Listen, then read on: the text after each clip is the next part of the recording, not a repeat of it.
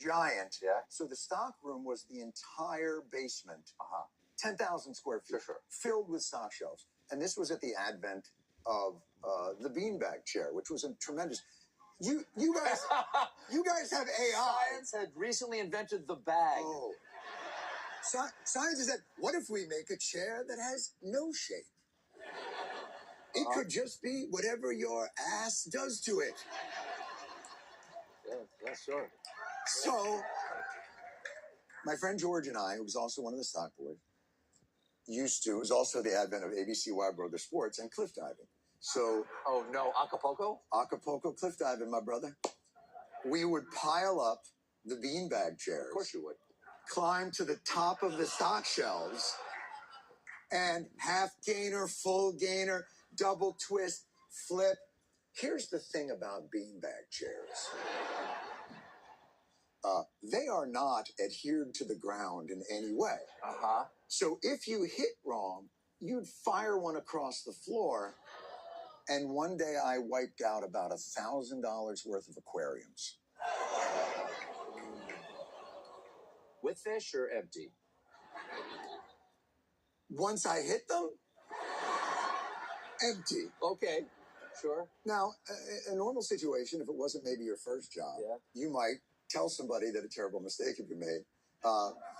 In my situation, I thought, I have the key to the incinerator and the compactor. I'm just going to shovel this in there as fast as I can. No. Here's where it gets ugly.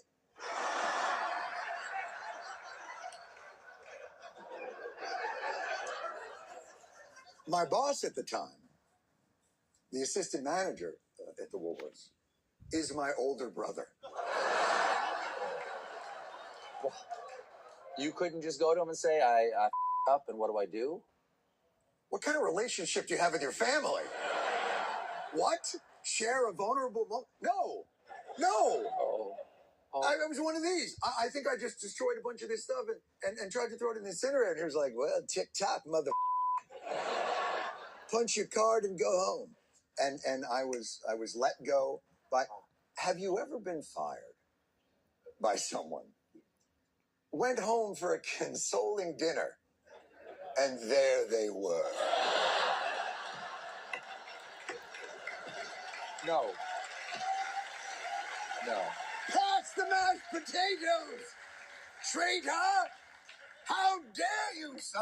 Well, it sounds like you handled that with enormous grace. Oh, I was. And I admire that so much. Oh, pipe down, you. All right. I'm excited. What? I am old. No, I was just going to say that we are getting to the age. You know, someone is literally calling me right now. And Who it is? I don't know who it is. Who is it? Oh, gee. Who is it? Who is it? So here's, can I tell you what's very strange about that? Yeah, who is it? All right. That was my mother.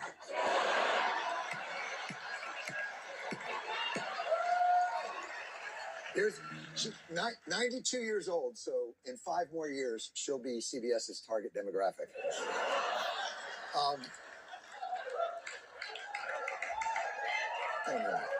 No, let me say this though, about this in CBS's defense. Network television is built so that old people can solve fictional murders using forensics. That's the whole purpose of it.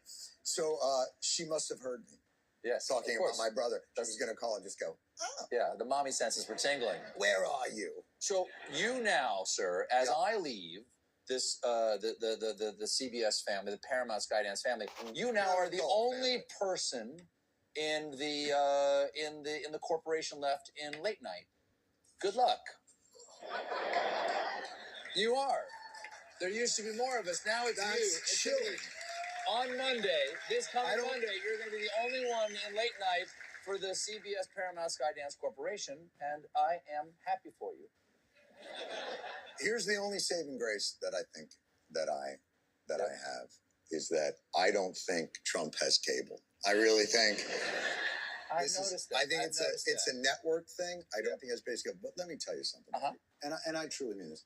And what upsets me about this situation is that, first of all, you're just a tremendous human and one of my favorite people. So that's one. But second of all, that I've seen your talents from Exit 57 to, You saw my Strangers with talents in Exit Candy 57? to writing to he can do whatever he wants to do. And but the ubiquitous bloviating of the commander-in-chief has put us all as defined as who we are in opposition to him. That's right. Yeah. And it's just a ridiculous framing. Yeah. It's a minute portion of the joy machine that you call your show. And it's annoying. And let me say this, and I mean this from the bottom of my heart, not just for this show, but for the country. The day, oh people, close your eyes and dream. The day that the electorate in this great nation we call home repudiates this putrid administration, the day that that happens, my brother, there will be, and I mean this, the day that that happens, there will be a joyful noise from the bowels of this great country that will make Hungary's repudiation of Orban look like an Amish Sabbath. And it's we are tired. Yeah. We are tired. You can tell people are exhausted by it. And your staff, may I say something about your staff is also, They're the best. They're extraordinary. Unbelievably focused. Their own leaders. I admire them, and I'm so proud to be one of them. Ish.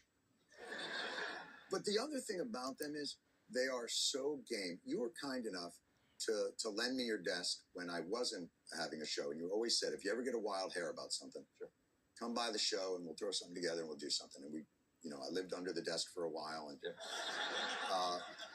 I would come out. Your staff is so competent and excellent, but also, almost more importantly, game. You said something so wise to me once, which was get yourself in trouble. And it's an ethos about challenge yourself creatively, do all these things. And they would always do that. And I am, as you know, famously, not a particularly good long-term planner. So I would challenge them. My last appearance on this show, right before I went back to The Daily Show, I talked and I said, wouldn't it be funny if we did a bit that showed where I had been living all this time as I had to move out? Yeah. Wouldn't that be funny? Yeah. And I always did it to Jay Ketzier, your head writer, yes, who was always my wingman, yeah, on any of the bits. Yes. Fantastic guy, one of the most brilliant comedy writers, and just lovely individual. So I'd call him the day before and I'd say, wouldn't it be funny if we show them that room? Sure, that'd be funny. Jay, wouldn't it also be funny if in that room I had, I don't know, a James Bond-like bookcase where I could pull a book and it would open? The bookcase would open, revealing more of my lair. Wouldn't that be funny, Jay? Sure. Jay? Wouldn't it be funny if when it opened, it revealed that I'm raising alpacas? Oh, I remember. Wouldn't that be funny, Jay? Mm-hmm. I'm coming on the next day. I'll never forget. Jay Ketzier calls me at 11 o'clock at night. A little bit of edge in his voice. Yeah. Rare for Jay. And he says to me, they'll build the room, but the alpacas can't be here till 1.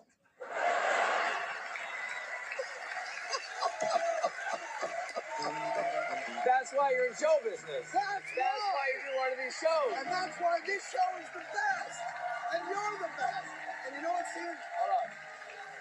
I don't want, Now, I want you to know that every the conversations you had over there, they get to me. I get updates every so often. And I'm working on something like this, and I go, do we have an alpaca? I believe you asked for a llama, and they said, we can only get an alpaca. And I said, he won't know the difference. That'll be fine. And I went home that night and said, you won't believe the they pulled on me today. That was no llama. That was a long-necked llama. Do you have more to say? I was gonna. That's fine. I just want you to know that this will go online, right? We'll put this online. Good. But we're like so beyond Understood. the time we had allotted for you. And it was not a short amount of time. No. And I understood. And here's the problem. And by the way, I believe one disciplined. question. Yes. I believe one question. I am not a disciplined performer. Yes. So I don't want you to be. That's not why we love you. Everybody has been coming up with a bit to sort of end their thing. They sang you a song, they wrote you a poem, they did all that. I am not talented, so I'm not doing any of that. Go ahead.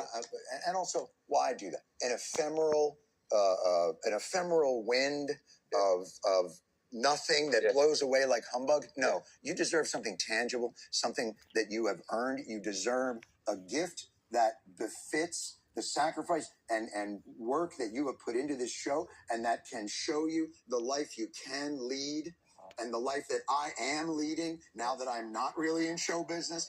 So, boys, bring it out.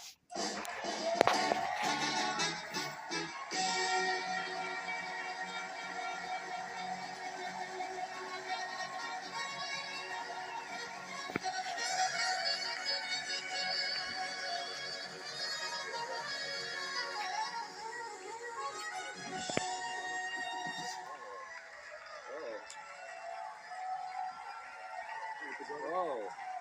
Oh, shoot, man. My man! Oh, are you gonna enjoy watching Matlock in this mother? Oh. And let me tell you something. Oh. Here's the thing. Not right now, John. I'm gonna. There you go. There you I'm go. gonna hit the colonoscopy button in just a moment. Here we go. Here we go. It vibrates. Yep. This is what I'm talking about. And is my guy coming up? Hold on. There we go. There you So anybody can have one that has levers and fulcrums and stuff, but this doesn't do it. But I haven't really given you the Fiesta La Resistance of this. The thing about these chairs is as you get comfortable in them, you start to think to yourself, am I going to have to expend energy to get out of it? No. Stephen, get ready for the ride of your life. Down, press the up button, press the up button. Okay. Press it, press it, press it, and hold on, hold on, hold on, hold on, wait, stop. No, you know what? No. This tribute isn't complete. Stephen, this tribute doesn't represent the joy that you brought to me as my friend and the joy that you've brought to this country as one of its leading entertainers. No, what this moment needs is something so much more. Ladies and gentlemen, please welcome Miss Andra Day.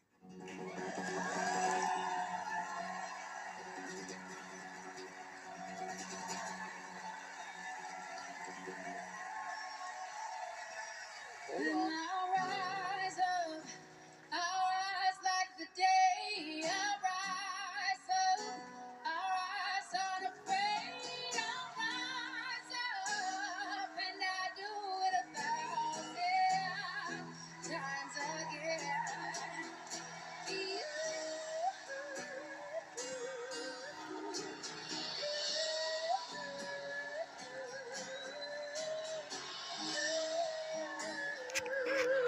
Daily Show airs weeknights on Comedy Central. Jon Stewart, everybody. We'll be right back with Steven Spielberg. High like the waves, I will rise. Fight of the end, I'll rise.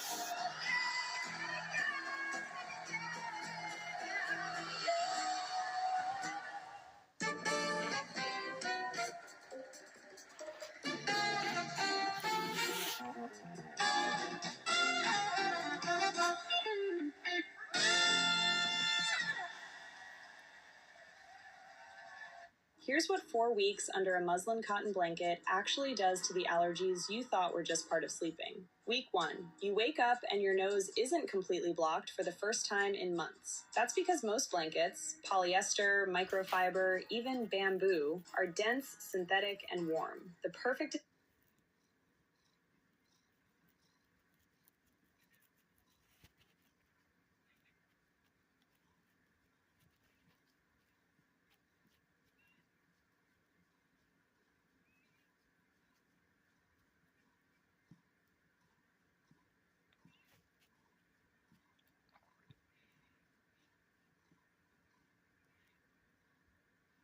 think one of the things I miss most is young people who are good at their jobs. Yeah. And who you met when they were first out of college or something like that. Like, I was talking to one of my producers the other day. He's worked for me for 21 years, and he started working for me when he was 21. Unbelievable. Jeez. And he's great. He's great. But he has no idea what the rest of the business is like. He doesn't realize that this is not show business. Yeah, right. He spent 21 years in almost entirely, but not completely not show business. So, yeah. So we're a crossroads of show business. We aren't like show business. Lauren once told me that Steve Martin. Yeah. Steve Martin said to him when he goes, Steve was like, if you retire, you don't hang out with young people anymore. He's like, it's just people my age. It's like, that's it. Like, he goes, you only hang out with young people because you have this job. Like, you're not having dinner on Tuesday with like a bunch of 30-year-olds.